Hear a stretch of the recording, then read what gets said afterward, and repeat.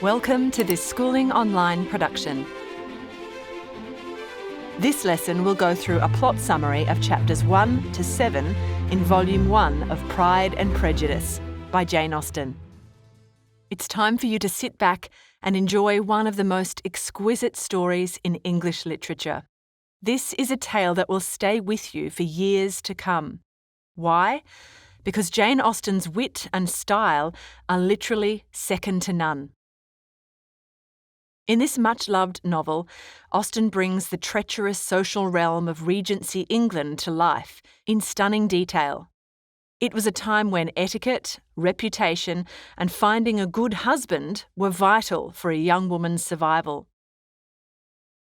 Our story opens at Longbourn, a modest but elegant estate in Hertfordshire. Mrs Bennet is an anxious, meddling mother of 5 girls, and her sole purpose in life is to find them a suitable match. She's pleading with her husband, Mr Bennet, to visit their new neighbour. The young, single and wealthy Mr Bingley is taking up residence in the nearby Netherfield estate. He's the ultimate catch. Mrs Bennet is obsessed with the proper way of doing things, but Mr Bennet has a dry sense of humour and enjoys pushing her buttons. "No thanks," he says. "Mr Bennet has better things to worry about. She should go herself and pass on his blessing that Mr Bingley may marry any of their girls, preferably his favourite, Lizzie, whom he believes is clearly the brightest." Mrs Bennet is horrified at his cavalier attitude. Think of her nerves. Now that we've met Mr and Mrs Bennet, let's meet their 5 lovely daughters. The eldest, Jane, is the fairest and most kind. Our protagonist, Elizabeth, aka Lizzie, is the lively and quick-witted second eldest. Middle child Mary is plain-looking but a deep thinker, followed by Kitty and Lydia, the youngest and most frivolous of the pack. Mrs Bennet is angry because Mr Bennet still hasn't visited Mr Bingley. There's a ball in a few weeks' time and their girls have yet to be introduced. Someone else might nab him first. Little does she know, the sly Mr Bennet has already introduced himself to Mr Bingley, withholding this from the ladies for kicks. After much hand-wringing and carrying on from Mrs Bennet, Mr Bennet finally reveals his news. The ladies jump with joy. No one more so than Mrs Bennet, who declares she, of course, knew about his funny little plan all along. "Sure you did, Mrs B."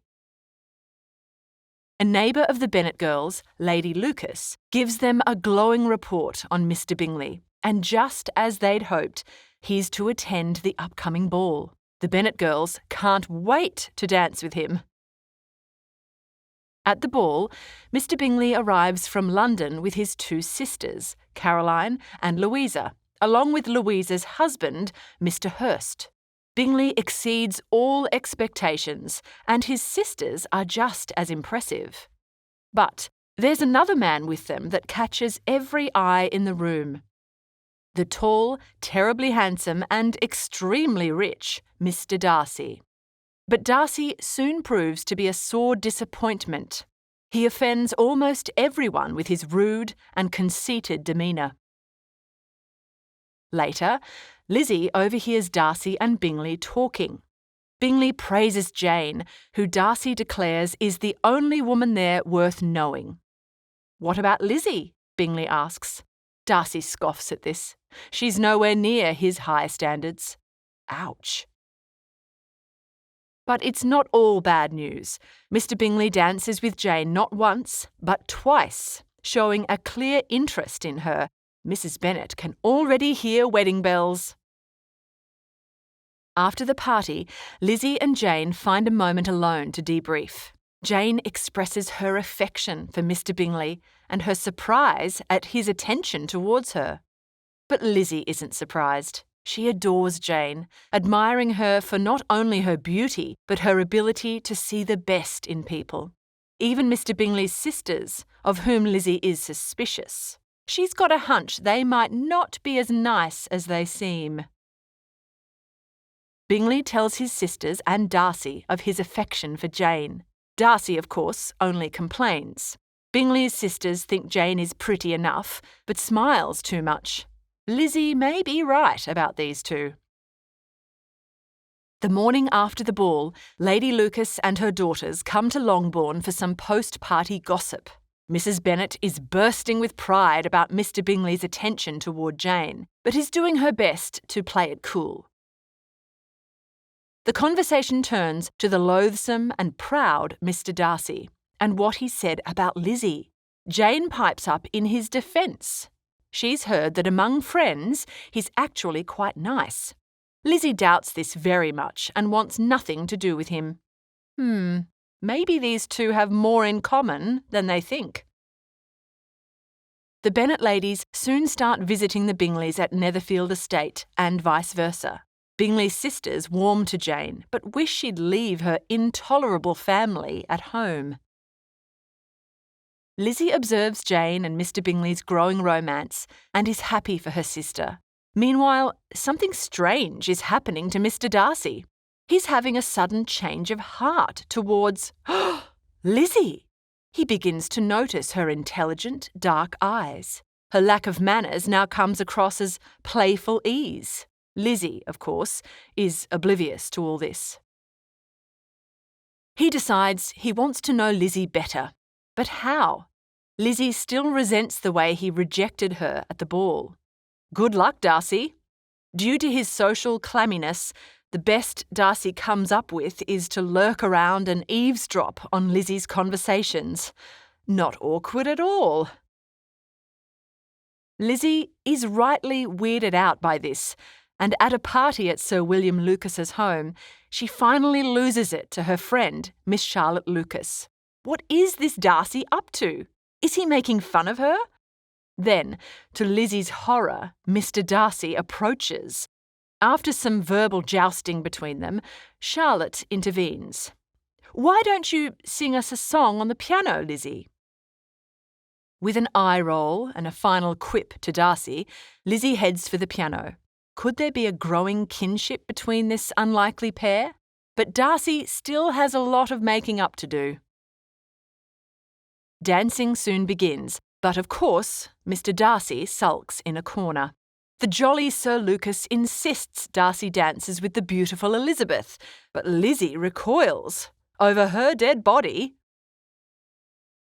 Later, when Miss Bingley is complaining about the evening to Darcy, he confesses to a growing crush on Lizzie.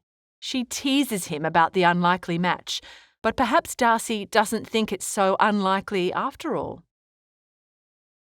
A short time later, back at the Bennet home, Lydia and Kitty are excited about the arrival of some soldiers in the neighbourhood, much to the disdain of their father. When suddenly, a letter for Jane arrives. Mrs Bennet begs her to open it, quickly. It's from Miss Bingley, inviting Jane to dinner with herself and Louisa. Jane asks if she can borrow the carriage, but Mrs Bennet has a better idea. Take one of the horses. That way, if it rains, she'll have to stay overnight. Mrs Bennet's hunch was right. It buckets down, and Jane stays the evening at Netherfield. Over breakfast the next morning, a letter arrives for Lizzie from Jane.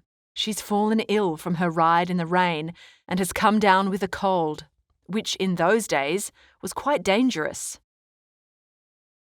Lizzie races to her side, trudging 3 miles to Netherfield through rain and mud.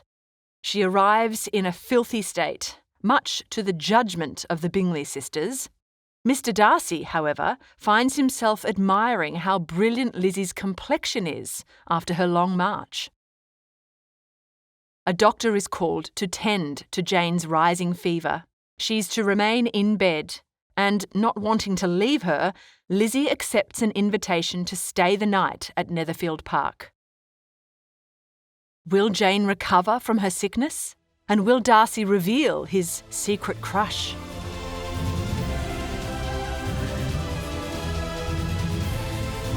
We hope you enjoyed this Schooling Online production. For more easy lessons, check out our other videos.